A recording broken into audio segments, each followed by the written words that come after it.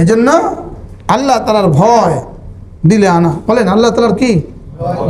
এটা কুকুরকে কি পরিমাণ ভয় হয়, এটা শিয়ালকে কি পরিমাণ ভয়। মেয়েরা তেলা পোকা দেখলে নাচ লাফাইব। এখন একটা তেলা পোকা ছেড়ে দেন, ওই যে ওইদিকে ভাবিরা আছে না, তেলা পোকাটা ছেড়ে দেন, দেখবেন কি কি লাফায়। এটা তেলা পোকাকে যে পরিমাণ ভয় করে, আল্লাহকে পরিমাণ ভয় করি না। বলেন বাস্তব না বাস্তব? একটা ইঁদুর ছেড়ে দেন না, এখন এখানে একটা ইঁদুরে ছেড়ে দেন না, কি হয়? লেকিন আল্লাহ তাআলা বাতশা রাব্বিকা লাশাদীদ, কি পরিমাণ কঠিন আযাব নিয়ে অপেক্ষা আছে। হ্যাঁ, যদি এক জাররার জন্য ধরে কেউ বাঁচবে না। ভাই আফু আন কাসীর, তিনি অনেকগুলো মাফ করে দেন, এজন্য ঠিকই আছি। এজন্য কি আছি বলেন? এজন্য ঠিকই আছি। হ্যাঁ হ্যাঁ, এতটা কাজ করো, এতে বুঝবেন না। এই জন্য হযরত ফুদাইল ইবনে আয়াজ আলাইহিস সালাম তিনি বলেন, মান খাফ আল্লাহ লাম ইয়াদুরুহু শাই, যে আল্লাহকে ভয় করে পৃথিবীর আর কোনো জিনিস তার কোনো ক্ষতি করতে পারবে না। ওমান খাফা গায়রাল্লাহ, আল্লাহ ছাড়া অন্য কাউকে ভয় করে, লাম ইয়ানফাহু আহাদ, তার কেউ উপকার করতে পারবে না। কি বলছে বলেন? তার কেউ কি করতে পারবে না, তার কেউ উপকার করতে পারবে না। এজন্য রাবি আল মুরাদি তিনি বলেন, মান খাশিয়াল্লাহ লাম ইয়ানালহু আদান, যে আল্লাহকে ভয় করে তার কোনো ক্ষতি হবে না। ওমান রাজাল্লাহ কানা হাইসু রাজা, যে আল্লাহকে আশা করে তো সে তার আশা পুরো হবেই হবে। বলে তার আশা কি পুরো হবেই হবে। বিকদরি খাউফিকা মিনাল্লাহ ইয়াহাবুকাল খালকু, তোমার কলেজে আল্লাহ তাআলার ভয় যে পরিমাণ হবে, মানুষের দিলে তোমার ভালোবাসা আর তোমার ভয় পরিমাণ হবে। কি হয় এসপি সাহেব? আমাদের অধীনস্থরা আমাদেরকে ভয় করে, আসলে এটা কি ভয়? আসলে এটাকে ভয় বলে? এটাকে আসলে ভয় বলে না, এটাকে ভয় বলে না।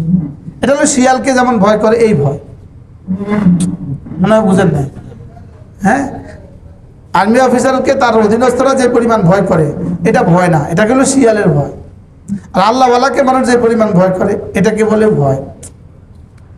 এটাকে বলে কি বলেন? ভয়।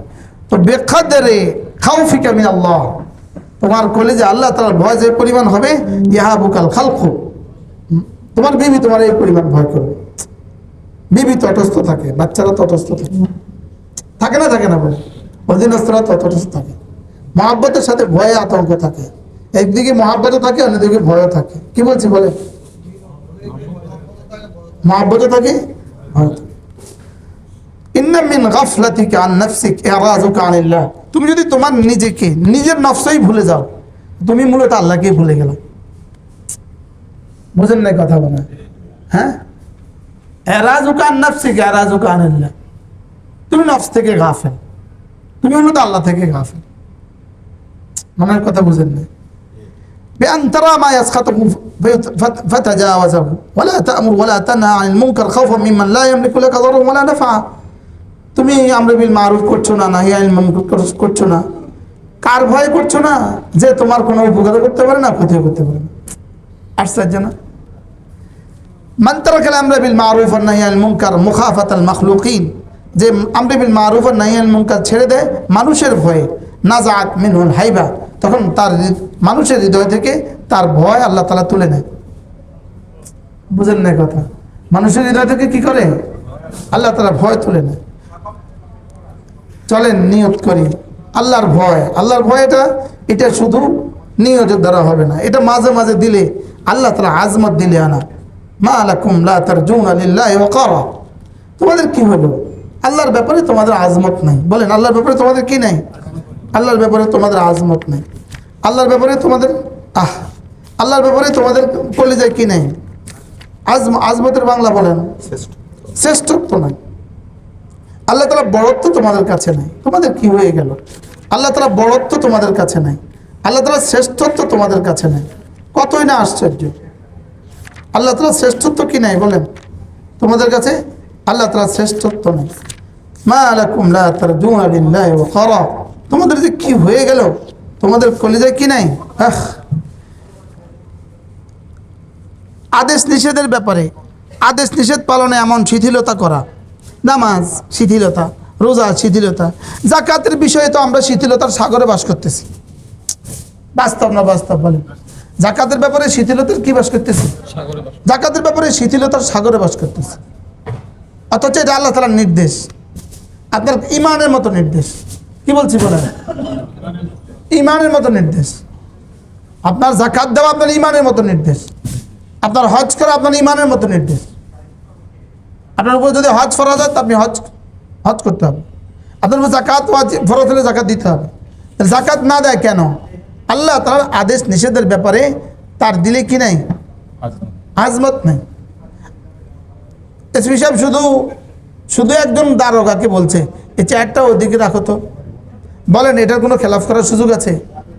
একবার বলে যে স্যার এটা কেন রাখবো? তোমার এটা জিজ্ঞেসি এটা কইটা কেন রাখবো জিজ্ঞেসি, এত বড় স্পটটা তোমাকে রাখতে বলছি রাখো। এখানে কি দ্বিতীয় কোনো সে আছে এখন? হ্যাঁ, কি লিগা বুঝে যে ইনি বড়, কি বুঝে বলেন? ইনি বড়, ইনার হাতে আমার প্রমোশন আছে, ইনার হাতে আমার পানিশমেন্ট আছে। বুঝেন নাই কথা? আমার বসের হাতে আমার প্রমোশন, আমার বসের হাতে আমার পানিশমেন্ট। এবার বলেন আমার আল্লাহর হাতে আমার কি কি আছে? হ্যাঁ না, সাময়িক সময়ের জন্য আছে। আমার বস তো আমার সাময়িক, এই অফিস থেকে আরেকখানে চলে গেলে বসের ড্যাম কেয়ার। বস তো আমার 2 বছরের লেগে, আরো কম সময় 1 বছরের লেগে, 6 মাসের লেগে। 6 দিনের যদি বস হয় কি অবস্থা হয়? 6 দিনের বস একই অবস্থা কিনা বলেন? হ্যাঁ, এখানে কোনো সে চলে? নিজের কোনো বক্তব্য চলবে? দেখেন, আদেশ নিষেধ পালনে এমন শিথিলতা করবে না যে ছাড়াছাড়ি হয়ে যায়, কিংবা এত কঠোরতাও করবে না যে বাড়াবাড়ি হয়ে যায়। কি ছাড়াছাড়িরও সুযোগ নেই, বাড়াবাড়িরও কি নেই। আবার আদেশ নিষেধের জন্য এমন কোনো কারণও নির্ধারণ করবে না যার অনুপস্থিতি আল্লাহ তাআলার আনুগত্যকে দুর্বল করে দেয়। আমি এই কারণে রোজা রাখছি, আমার শরীরটা ভালো থাকবে না, এটা না, আল্লাহর হুকুমের জন্য আমি রোজা রাখছি। কি বলেন? আল্লাহর হুকুমের জন্য। কি আমার একটু ফ্রি টাইম আছে এই জন্য ঘুরতে আসছি মক্কা শরীফ, না এই জন্য মক্কা শরীফ না। কি হ্যাঁ, আমি আল্লাহর হুকুমের জন্য আসছি। হ্যাঁ, আল্লাহর ভালোবাসায় আসছি। বলেন কি আসছি? আল্লাহর ভালোবাসায় আসছি। আল্লাহ তাআলাকে সম্মান করার প্রথম স্তর হচ্ছে তার আদেশ নিষেধকে সম্মান করা। বলেন আল্লাহ তাআলাকে সম্মান করার প্রথম স্তর কি? আল্লাহ তাআলার আদেশ নিষেধগুলোকে কি করা? সম্মান করা। আল্লাহ তাআলার আজমতের সামনে কোনো ছোট গুনাহ ছোট না, আর আল্লাহ তাআলার রহমতের সামনে কোনো বড় গুনাহ বড় না। আর সারা পৃথিবীর সব গুনাহ আল্লাহ তাআলার রহমতের সামনে 0। আর আল্লাহ তাআলার আজমতের সামনে 1 জাররা। 1 জাররার জন্য ধরে তো তাকে কেউ জিজ্ঞেস করতে পারবে না। এজন্য কোন মুমিন তার রবের রুবুবিয়তের স্বীকারোক্তি প্রদান করে নবীগণের আনিত শরীয়ত পালনের মাধ্যমে। এই স্বীকারোক্তির দাবি হলো রবের আদেশ নিষেধ মানা। বলেন রবের কি করা? আদেশ নিষেধ কি করা? মানা। আল্লাহ তাআলা আমাদেরকে তৌফিক দান করুন।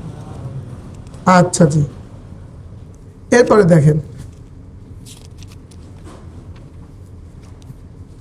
কি করতাম। 1000 পড়া আপনাদের সামনে পড়তে মন চায়। হ্যাঁ, আল্লাহ তাআলার নিষেধাবলীর প্রতি সম্মান প্রদর্শনের আলামত কি? নিষিদ্ধ বিষয়ের সম্ভাব্য স্থান খেয়াল করেন। নিষিদ্ধ বিষয়ের কি উপায়, উপকরণ, নিষিদ্ধ বিষয়ের দিকে আহ্বানকারী, এই সব থেকে দূরে থাকা। কি বলছি বলেন? স্থান, উপায়, আহ্বানকারী, এই সব থেকে কি থাকা? দূরে থাকা। সমস্ত নিষিদ্ধ বস্তু থেকে বাঁচা। এর অর্থ কি? যেখানে গেলে নিষিদ্ধ বস্তু করতে হবে সেখানে না যাওয়া। যাকে ভালোবাসলে নিষিদ্ধ বস্তু করতে হবে তাকে ভালো না বাসা। যার কাছে গেলে নিষিদ্ধ বস্তু করতে হবে তার কাছে না যাওয়া। যে বস্তু ধরলে পরে নিষিদ্ধ বস্তু করতে হবে এও বস্তু না ধরা। একজন একজন করে বলেন নিষিদ্ধ বস্তু থেকে বাঁচার মানে কি, উপায় কি? হ্যাঁ, কি পরিমাণ অ্যাভয়েড? স্থান অ্যাভয়েড, ব্যক্তি অ্যাভয়েড, বস্তু অ্যাভয়েড। বলেন কি বলছে? যে বন্ধুর সাথে দোস্তি করলে চলতে গেলে জামাতে নামাজ পড়া যাবে না, ওই বন্ধুর সাথে যাওয়া যাবে না। যে বন্ধুর সাথে চললে বিড়ি খাওয়া লাগে, এই বন্ধুর সাথে যাওয়া যাবে না। হ্যাঁ, তাহলে আল্লাহ তাআলা নিষিদ্ধ বস্তুর সম্মান অর্থ কি আমার কাছে? কি বলছি? স্থান।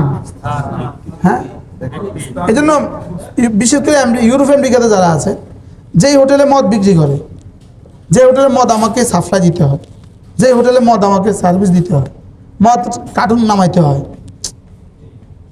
কাস্টমারকে দিতে হয়, এই হোটেলে চাকরি করা ওই মুসলমানের জন্য হারাম। এই মুমিনের জন্য এই চাকরি করা কি বলেন? হারাম। যে হোটেলে শুকরের গোশতের সাথে সম্পর্ক আছে, এই হোটেলে চাকরি করা হারাম। যে চাকরিতে নামাজ পড়া যায় না, এই চাকরি হারাম। বলেন, কি বলছি? এই চাকরি কি? যে চাকরিতে রোজা রাখা যায় না, এই চাকরি হারাম।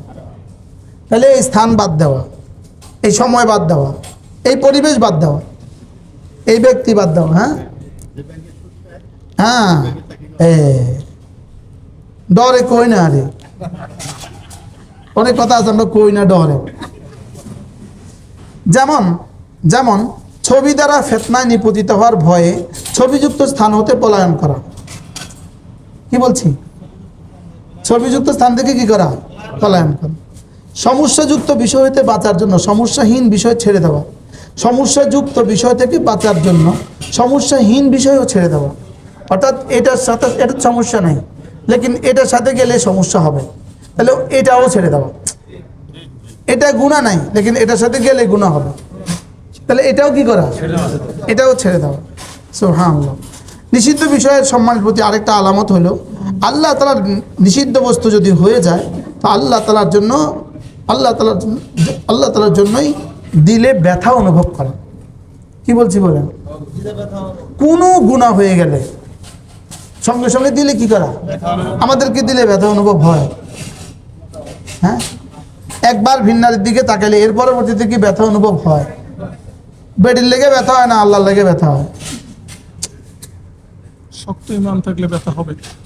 হ্যাঁ, এটাকে বলে আল্লাহ তাআলার জন্য ওয়াকার। গুনাহ হয়ে গেলেই কি হওয়া বলেন? সঙ্গে সঙ্গে অনুতপ্ত হওয়া, ব্যথা পাওয়া, কি হওয়া বলেন? হ্যাঁ, এটা হলো আল্লাহ তাআলার আজমতের লক্ষণ। আরেকটা হলো আল্লাহ, যেমন ধরেন প্রচন্ড গরমে জোহরের সালাত ঠান্ডা হলে আদায়ের নির্দেশ আসছে। জোহরের নামাজ আদায় করবে কখন? প্রচন্ড গরমের সময়, ঠান্ডা হলে। এক্ষেত্রে উদাসীনতা হলো শেষ সময় কিংবা সময় শেষ হওয়ার কাছাকাছি পর্যন্ত দেরি করা। এখন সে এটাতে এই রুখসত গ্রহণ করতে গিয়া একদম শেষ সময় পড়তেছে। এটা রুখসত গ্রহণ করা, রুখসত বুঝছেন নেই, সুযোগ গ্রহণ করাটা হলো আল্লাহ তাআলার নিষেধাজ্ঞার আজমতের খেলাফ। কি বলছি বলেন? আল্লাহ তাআলা নিষিদ্ধ করেন। এটা আজমতের কি খেলাফ। সুবহানাল্লাহ, আজীব। আর কত কত কম। দেখেন, খাবারের বিষয়ে 1/3 খাদ্যের জন্য, 1/3 পানির জন্য, 1/3 শ্বাস প্রশ্বাসের জন্য রাখবে। হুবহু এটা হার্টের ডাক্তার আমাকে এটা আইকা মডার্ন আনারখান মডেলে এই লিভারটাকে আইকা আমার এইভাবে বুঝে দিছে। এটা এইভাবে এই সেপটা করি। হ্যাঁ, এই 1 2 3, 1 ভাগ 2 ভাগ 3 ভাগ এভাবে বুঝাই দিছে। সুলুসুল্লি তো আমি 1 ভাগ খাবারের জন্য, সুলুসুল্লি শরাবি 1 ভাগ পানীয়ের জন্য, সুলুসুল্লি নাফাসি 1 ভাগ বাতাসের জন্য। ঠিক আছে না কথা? মনে থাকবো না? এই পর্যন্ত খাওয়া। আমি আপনাদেরকে শুকরের জন্য বলি, আমি জীবনে কোনোদিন গ্যাস্ট্রিকের ওষুধ খাওয়া লাগে নাই। আলহামদুলিল্লাহ বলেন। ইন্নালিল্লাহ কোন মুখ দোষ লাগাই দেন, বলেন আলহামদুলিল্লাহ। আমি পচা কিছু খাই না, আমি যখন তখন খাই না, যেখানে সেখানে খাই না। বলেন, কি বলছি বলি? হ্যাঁ, আর যা সামনে আসে সব খাই না। ঠিক আছে, সুলুস সুলুস সুলুস ভাগ করতে হবে। আল্লাহ তৌফিক দান করুন। ইস, কি করে আল্লাহ তাআলা তার জিকির প্রতিষ্ঠা করার জন্যই হৃদয় এবং জিহ্বাকে ব্যবহার করার জন্যই আল্লাহ তাআলা 5 ওয়াক্ত নামাজ ফরজ করছেন। এজন্য আকিমিস সালাতা লিযিকরি, আকিমিস সালাতা কি লিযিকরি। সৃষ্টির মূল উদ্দেশ্যই হলো আল্লাহ তাআলার ইবাদত, আর দাসত্ব প্রকাশের সর্বোচ্চ স্তর হলো নামাজ। সুবহানাল্লাহ বলেন, দাসত্ব প্রকাশের কি আমি কিন্তু বইয়ের ভাষা আপনাদেরকে বলছি না, বইয়ের ভাষা বললে আপনাদের জন্য শক্ত হয়ে যাবে। আর তাগত দুজন লোকে বইলে আইন আখাইলের কথাও সুন্দর হয়ে যায়, সংস্পর্শ সৌমতে।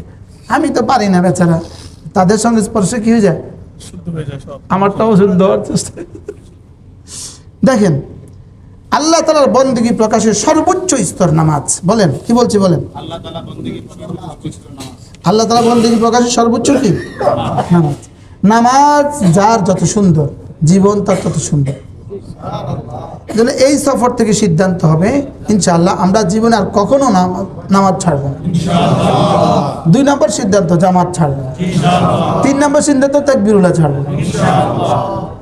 কয়টা সিদ্ধান্ত বলেন, কি কি? এবার দেখেন আপনার নামাজ কেমন হওয়া উচিত, আপনার নামাজটা কেমন হওয়া উচিত। আপনার নামাজ হবে এমন,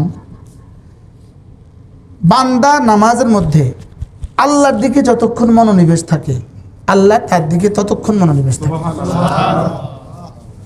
নামাজের ওই অংশ আপনার, যে অংশ আপনি আল্লাহর দিকে মনোনিবেশিত ছিলেন। বলেন কি বলছি, বলেন বলেন। নামাজের ওই অংশ আপনার, হ্যাঁ, ওই অংশ আমার, নামাজের ওই অংশ আমার। বলেন, যে অংশ আমি আল্লাহর দিকে ছিলাম। কি নামাজের ভিতরে যে অংশ আল্লাহর দিকে ছিলাম না, এটা নামাজ আমার না, এই অংশটা আমার না। কথা কি কিছু বুঝেন না? এখান থেকে এ পর্যন্ত ডলার রাখলাম, বান্ডিল ডলার দিনার সব রাখলাম, সব কি দেখলাম। তো বললাম যে এখান থেকে সবগুলো উঠায় নাও, অফারটা কেমন? এই শোনো, এখান থেকে শুধু একটা লয়ে যাও, আরগুলো থাক। এবার কষ্টটা কেমন? এখন নামাজের 1 সেকেন্ডের দাম 70 কোটি বছরের থেকেও শ্রেষ্ঠ। এখন এখানে আল্লাহু আকবার থেকে আসসালামু আলাইকুম পর্যন্ত, এখন এর মধ্যে আমার জীবনে রয়েছে কতক্ষণ? বুঝেন না কথা কি? বুঝেন আমার জন্য রইল কতক্ষণ? এই যে দোকানের মধ্যে খানা কত আছে, আমের কি যায় এখানে? হ্যাঁ, যেটা আমি কিনছি, যেটা আমি খাইছি, সেটা আমার। বুঝো না? ওই কাপড়ের দোকানে এত কাপড় আছে, আমার কি হয়েছে? হ্যাঁ, সব মাল আলাদা যে বয়ে আছে, আপনাকে এত মাল আছে, আমার কি? আমার অসুবিধাটা কি? সুবিধাই কি আর অসুবিধাটাই কি? কি আমার কোনটা বলেন? যেটুকু আমি নিতে পারবো, তা আমার নামাজের কোনটা আমার বলেন? যেটা আমি বলবো আমি আল্লাহর সামনে আছি, আল্লাহ আমাকে দেখতেছেন, আমি আল্লাহকে দেখতেছি, আমি আল্লাহর ভালোবাসা দাঁড়িয়েছি, জাহান্নামের ভয়ে দাঁড়িয়েছি, আল্লাহর রহমতে আশায় দাঁড়িয়েছি। এই মুহূর্তে আল্লাহ আমার দিকে তাকিয়ে আছেন, আমি আল্লাহর দিকে তাকিয়েছি। জান্নাত আমার সামনে আছে, জাহান্নাম আমার পেছনে আছে, এই আমার মালাকুল মউত আছে। এই যা, এটা হলো আপনার। হ্যাঁ, আরে না মনে করতেছেন অফিসের কী অবস্থা, বাড়িটার কী অবস্থা, রডের কী অবস্থা, সিমেন্টের কী অবস্থা। আপনি এক খবর শুনেন, এক ডাক্তারের কাছে গেছে রুগী, তো ডাক্তার কাগজের মধ্যে লিখে দিছে 50 বস্তা সিমেন্ট। কি লিখে দিছে বলেন? ইংরেজিতে না, লিখে দিছে 50 বস্তা সিমেন্ট। তখন দোয়ানদার আছে, ডাক্তার এটা দেন। তখন ডাক্তার দোয়ানদারে একবার কাগজের দিকে চায়, একবার হেতার দিকে চায়। কোথায় আসে? ফার্মেসি 50 বস্তা সিমেন্ট। পরে আবার গেছে ডাক্তারের কাছে, তো ডাক্তার এটা দেখে একটু মুচকে দিচ্ছে, একটু টেনশনে ছিলাম, বাড়ির কাজ চলে। কি আমাদের নামাজ চলে 50 বস্তা সিমেন্ট। তো দোকানদাররা যায় ধরেন, তো মাথা খারাপ। তো তখন আল্লাহ হেতার নামাজে 50 বস্তা সিমেন্ট আল্লাহ কিনতাম। শর্ট দিচ্ছে থাক, শর্ট দিচ্ছে, উচিত দিলে একটা শর্ট দেওয়া, শর্ট কোনো লাগানো দিচ্ছে থাক, দেখাস না একটু সুন্দর হয়নি, থাক আজ আল্লাহ মাফ করে দে। নামাজটা সাকে দানি জিম্মা করে দে, পুরস্কার দিস না, জিম্মা থেকে রহিত করে দে, যা পড়ছে বলে দে। বুঝেন না কথা? হ্যাঁ, মানে আমাকে নামাজ হলো কি বলেন? 50 বস্তা সিমেন্ট। আঙ্কেল আঙ্কেল কি অবস্থা? হ্যাঁ, ডেভেলপার কোম্পানির লোক কি অবস্থা? আপনি আছেন ডেভেলপার কোম্পানি, বক্তার কি অবস্থা? আমগো নামাজে কি হয় জানেন না? হুজুরে যে শুরু করছে মাগির না, যে অবস্থা শুরু করছে কিন্তু মাইকে ঘোষণা দিব, হুজুর একটা তাড়াতাড়ি করে না। আচ্ছা, আমার নামাজ 50 বস্তা সিমেন্ট। কন কি কইছি কন?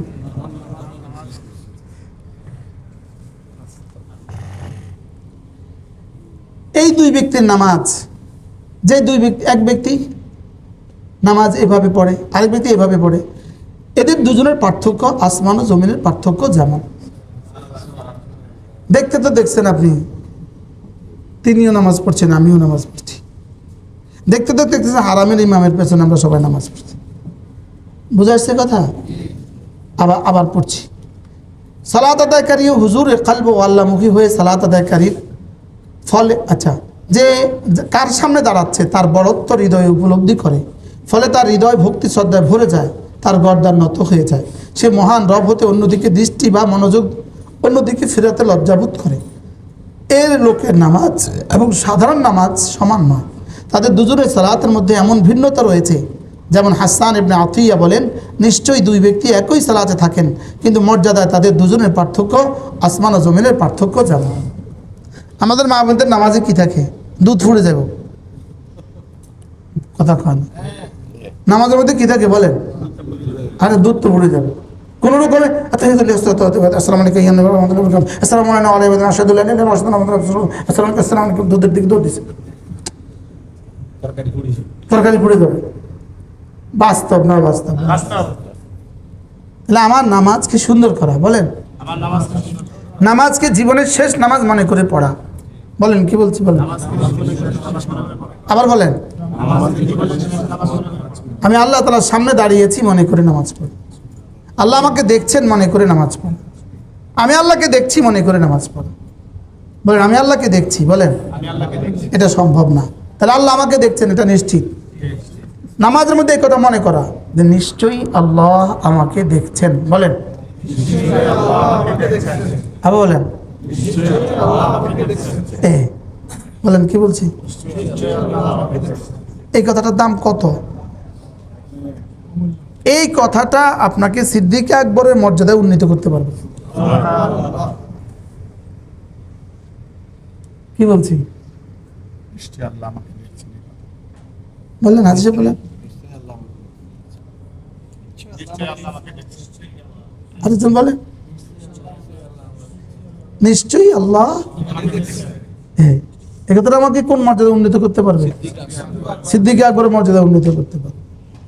সুবহানাল্লাহ। আচ্ছা, একটা বাক্যই তো না, ফাইন লাম তাকুন তারা ফাইন্নাহু ইয়ারাক, নিশ্চয়ই তিনি আমাকে দেখছেন। বলেন শব্দটা কত বড়! এটা বুঝি এমনি এমনি এমনি আয়া পড়ব। হ্যাঁ, এটার উপরে মস্ক করা ছাড়া, এটা বলা সংস্পর্শ ছাড়া, আর এই কিতাবাদি পড়া ছাড়া, কিতাব এগুলো পড়লে নিজেকে মুসলমান মনে হয় না। মৌলবী মুফতি সাহেব, আরে মুসলমানই তো মনে হয় না। এটা বললে তো আমার কাছে আমার মুসলমানই মনে হয় না। কি এই জন্য একজন হৃদয় দিয়ে আল্লাহমুখী হয়ে সালাত আদায় করছে, অন্যজন উদাসীন ও গাফিল হয়ে সালাত আদায় করছে। দুজন কি সমান জীবনে? কখনো না। কি বলছি বলেন? একজন হৃদয় দিয়ে সালাত, একজন হৃদয় দিয়ে হৃদয়ের ভালোবাসা উজাড় করে তাওয়াফ করছে, আরেকজন উদাসীনতার সাথে তাওয়াফ করছে। দুজন তাওয়াফ কি জীবনে কখনো সমান? হ্যাঁ, বাম বাইতুল্লাহকে বাম দিকে রেখে তাওয়াফ করতে হয় কেন? কলব হলো বামে, যেন বাইতুল্লাহর দিকে একটা, আপনি এইভাবে কল্পনা করেন, আপনাদের ট্রাফিকের টর্চ মারে না, লেজার লাইট নেই, টর্চ মারে না। আমি এই টর্চটা মারলেই আমি টের পাই। আমি কি হায় রে, এই টর্চ থেকে তার হাত থেকে আমি পর্যন্ত কোনো গ্যাপ নাই, কোনো কি নেই বলেন, গ্যাপ নেই। ঠিক এখান থেকে আর সাজিম পর্যন্ত কোনো গ্যাপ থাকতে পারবে না। একটু গ্যাপ হয়ে গেছে তো টার্গেট ফেল। বলেন না কি বলছি বলেন। আমাদের নামাজ আপনি গ্যাপ কয়বার হয় মোট? আচ্ছা এখান থেকে আপনি ঢাকা পর্যন্ত একটা চেইন লাগালেন, শুধু একটা জয়েন্ট ছেঁড়া, হ্যাঁ, আর নামাজের মধ্যে জয়েন্ট কয়টা ছিটছে আমগো? হ্যাঁ, প্রতিটা পয়েন্টে তো ছেঁড়া। হ্যাঁ, লাগেই তো না। কি আমাদের লাইগা রয়েছে কয় পয়েন্ট বলেন না? প্রতিটা পয়েন্টে তো ছেড়ে। হ্যাঁ, আমরা সবসময় লেগে থাকে যখন জজের সামনে উঠিও, জজের সামনে উঠা কি কয়, যা কয় সব লেগে যায়। দেখেন কি বলছি আমরা, বলেন।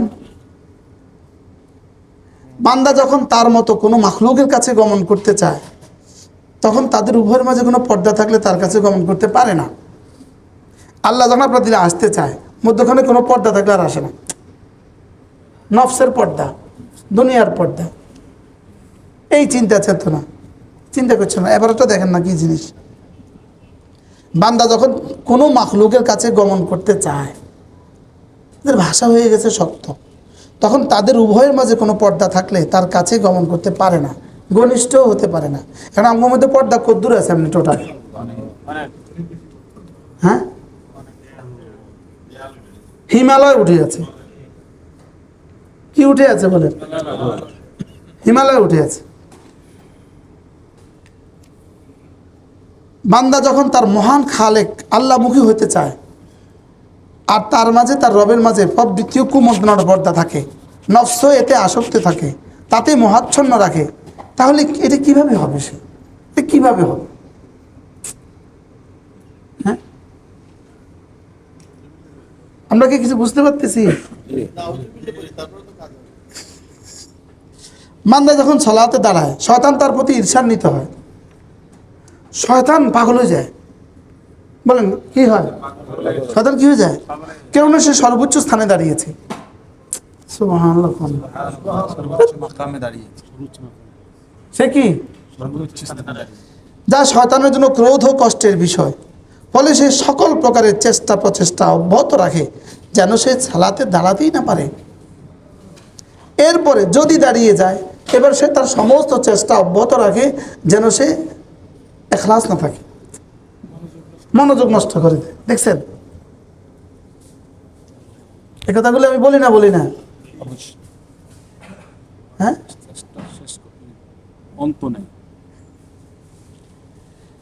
আচ্ছা, সর্বদাই তাকে সে প্রতিশ্রুতি দেয়, মিথ্যা আশ্বাস দেয়। শয়তান যত প্রতিশ্রুতি দিবে সব মিথ্যা এবং সব কি? সব ধোঁকা। তাকে ভুলিয়ে দেয়, তার উপর তার অশ্বারোহী পদাতিক বাহিনী দিয়ে আক্রমণ করে। এমনকি বান্দা সালাতের গুরুত্বকে অবমূল্যায়ন মনে করে এবং সালাত ছেড়ে দেয়। দূর কি হবে নামাজ পড়ে, বাস কি কইতেছে কন, দূর কতজনে তো বসে। যদি শয়তান এমনটি করতে সক্ষম না হয়, বান্দা তার বিরোধিতা করে সালাতে দাঁড়ায়, শয়তান তার দিকে অগ্রসর হয়, তার মাঝেও তার নফসের মাঝে উদয় হয়, তার মাঝেও তার অন্তরের মাঝে প্রতিবন্ধক হয়। দেখছেন তার চেষ্টা শেষ নাই। প্রথম চেষ্টা করে সে যেন দাঁড়াতেই না পারে, বলেন, আর তারপরে চেষ্টা কি করে? প্রতিবন্ধকতা তৈরি করে। তাকে মনে করায় যে সালাতের পূর্বে যা সে মনে করেনি। জীবনে এমন কিছু জিনিস মানে নামাজে মনে হয় যেটা জীবনে কখনোই মনে হয়নি। বাস্তব না বাস্তব? 1 বছরও যে কথা মনে হয় নাই, এটা শয়তান তারে মনে করে নামাজের মধ্যে। 40 বছর আগেরটা মনে করে। সে তো বুঝে 1 সেকেন্ড যদি ওকে সরাই দিতে পারি, ওরা 1 কোটি টাকা থেকে বঞ্চিত করতে পারলাম। কারণ 1 সেকেন্ড এখানে 1 কোটি, এখানে 1 সেকেন্ড কি 1 কোটি শুধু ডলার, দিনার। হ্যাঁ, এমনকি বান্দা কখনো তার প্রয়োজন ভুলে যায়, তা হতে নিরাশ হয়ে যায়। দেখেন শয়তান তাকে সে বিষয় স্মরণ করে। হ্যাঁ, চাবি কোথায় রাখছেন মনে নাই, আপনি নামাজে দাঁড়ান, দেখবেন নামাজের ভিতরে মনে হইব হেঁটে তো বুঝে চাবিটা জরুরি ঠিক, দেখি নামাজের 1 সেকেন্ড এই চাবি থেকে কোটি কোটি গুণ বেশি দামি। হেঁটে আসতে তো ওই জরুরিটা মনে করে দিছে আপনার, কিন্তু মেইনটা বলে দিছে। হেতার কাছে কিন্তু পরিমাণ আছে, আপনি যে বাইতুল্লাহতে ঢুকেন হেতার কাছে কিন্তু পরিমাণ আছে, আপনার 1 সেকেন্ডের দাম কত। আপনার যে এখন এই মুহূর্তে এই রোজা, আমরা যদি এখন এখানে না বসতাম, আমরা এই সময়টা কি করতেন আমাদের কনসেপ্ট। বাকি হোটেলগুলো তো এখন কি করে, কি হয় এখন আমরা করে কি করবো জানেন না, হুজুর তো অতদিন এক কথায় কেউ আমগো হুজুরে না থাক কাছে যাচ্ছে। আমরা এখানে কে নাই, আমি হারামে দেখলে বলতে পারবো কে নাই। আমি ওই যে নাই এরকম ভাই আমরা তো আসলেন না। বান্দা কখনো তার কোনো প্রয়োজন ভুলে যায়, তা হতে নিরাশ হয়ে যায়, শয়তান নামাজের মধ্যে তাকে তা স্মরণ করিয়ে দেয়, যাতে তার দিলে এতে ব্যস্ত হয় আল্লাহমুখী হতে না পারে। আর কি বা আর কেমনে বুঝাইত, হ্যাঁ আবার ভুলে যায়। ফলে বান্দা সালাতে দাঁড়ায় কিন্তু তার আত্মা উপস্থিত থাকে না, এবং আল্লাহর দয়া রহমত ও নৈকট্য কিছুই সে লাভ করে না। যা লাভ করে আল্লাহমুখী হয়ে হুজুরি কলবের সাথে সালাতে দেখাই। সুতরাং সে সালাত শেষ করে ওই অবস্থায়, যে অবস্থায় সে সালাতে প্রবেশ করছে, তার গুনাহ ও অপরাধের বোঝা এই সালাত দ্বারা এতটুকু হালকা হয় না। বুঝাইতে পারতেছি কিছু ভাইয়া, বুঝছেন? হ্যাঁ, নিশ্চয়ই যে ব্যক্তি হক আদায় করে সালাত আদায় করে, পূর্ণ খুশু অর্জন করে, আল্লাহর সামনে মন দিল দিয়ে দাঁড়ায়, তার সালাত তার গুনাহকে মুছে দেয়, সে সালাত শেষ করে হালকা অনুভব করে। সে অনুমান করে যে তার গুনাহের বোঝা হালকা হয়ে গেছে, সে শান্তি ও সজীবতা পায়। এমনকি সে কামনা করে যদি সে সালাত হতে বের না হতো। তার মন চায় যে কি, হ্যাঁ আমাদের মানবিক দুর্বলতা, পেশাবার পায়খানার দুর্বলতা, বাতাসের দুর্বলতা, শরীরের কষ্টের দুর্বলতা না হলে বলতাম যে আল্লাহ সাহেব মায়ের তেলাওয়াত শুরু করুক আর মালাকুল মউত আইসা বলুক। হ্যাঁ, বান্দর বালিলের তেলাওয়াত শুরু করুক আর কি আসুক, দুজনই তেলাওয়াত শুরু করুক আর মউত আইসা যাক। লেকিন ওখান দিয়ে পেশা পেয়ে খা, শেষ করে না খা, আর ঘুম তো আছেই। হ্যাঁ, মাগরিব থেকে 10টা পর্যন্ত কার কার ঘুমাইয়ে, তারা ভিতরে ঘুমাইয়ে নি।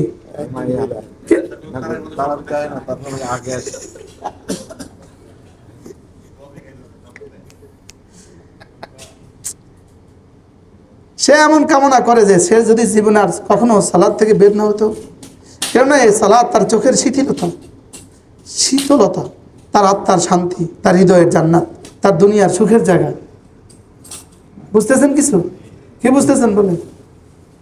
হ্যাঁ বলেন, এই সালাদ তার চোখের শিথিলতা, আত্মার শান্তি, হৃদয়ের জান্নাত, তার দুনিয়ার সুখের জায়গা।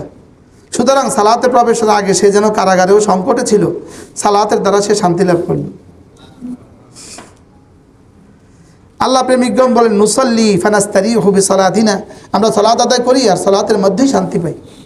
এই জন্য বেলালকে আল্লাহ রাসূল কি বলেছেন, ইয়া বেলাল আজান লাগাও, আজান লাগাও। এই কথাটা এইভাবে বলেন না, বলছে বেলাল আরেহনা বিসসালাহ, বেলাল আজান দিয়া আমার একটু কলিজায় শান্তি দিয়ে দাও। হ্যাঁ মা বোনরা শুনতেছেন? হ্যাঁ বলেন, নামাজ আমার জীবন। বলেন, নামাজ আমার জীবন, নামাজ আমার ভালোবাসা, নামাজ আমার চক্ষুর শিথিলতা, হৃদয়ের প্রশান্তি, হৃদয়ের জান্নাত, নামাজ আমার জান্নাত। সুবহানাল্লাহ।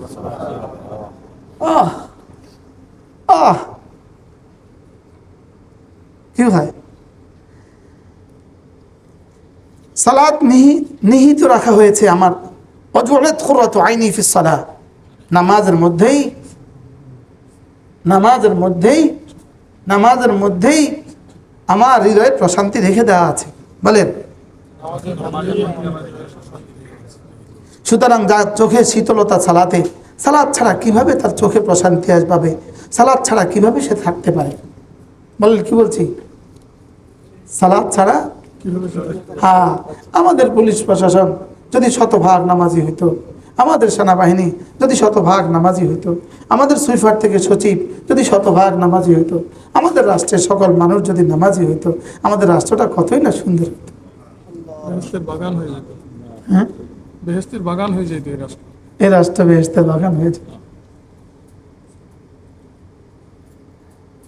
আহ আহ যার সালাত নয়ন শীতলকারী, এই সালাত তার জন্য আলো, এই সালাত তার জন্য দলিল।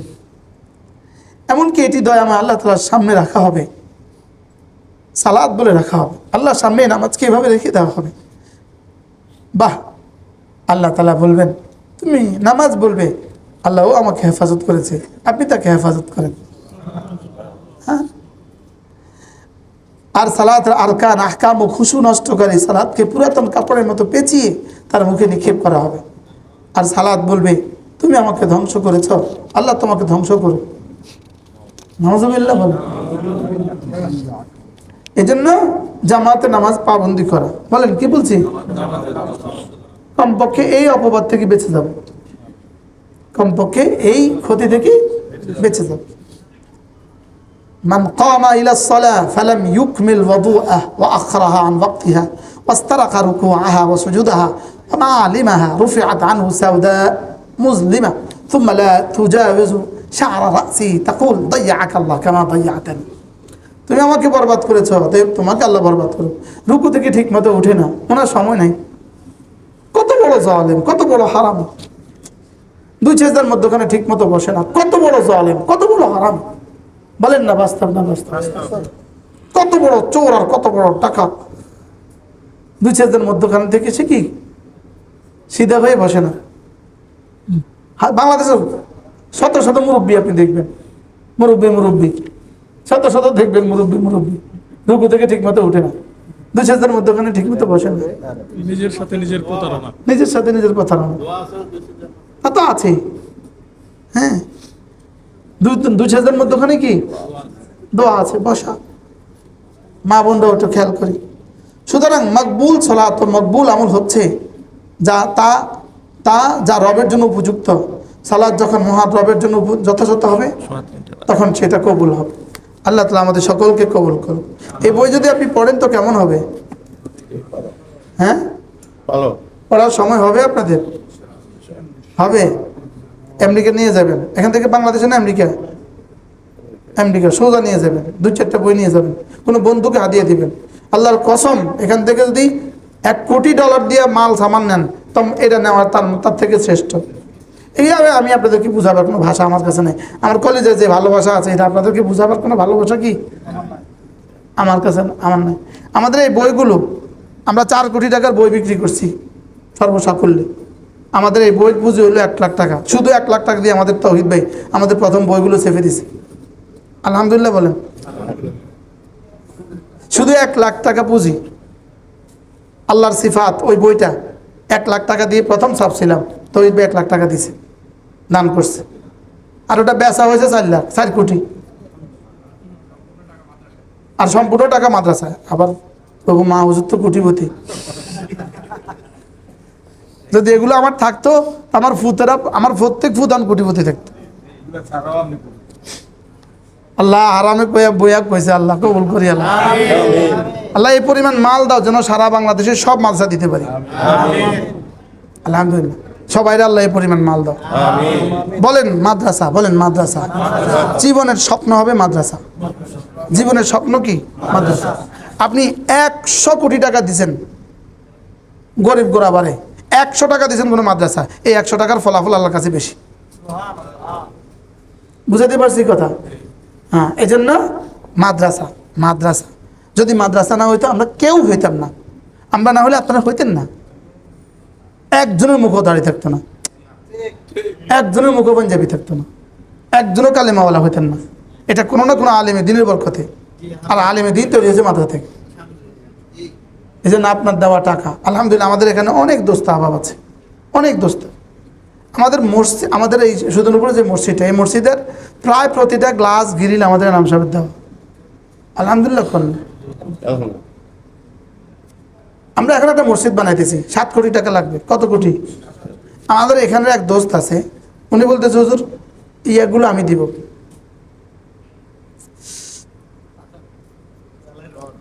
জালাইয়ের না জালাইয়ের রড, ওয়ার্ল্ডিং এর রড, এই ওয়ার্ল্ডিং এর রড উনি দিতেছে। এটা লাখ লাখ শুরু হয়ে গেছে, লাখ লাখ প্রতিটা জোড়ার মধ্যে ওনার টিয়া।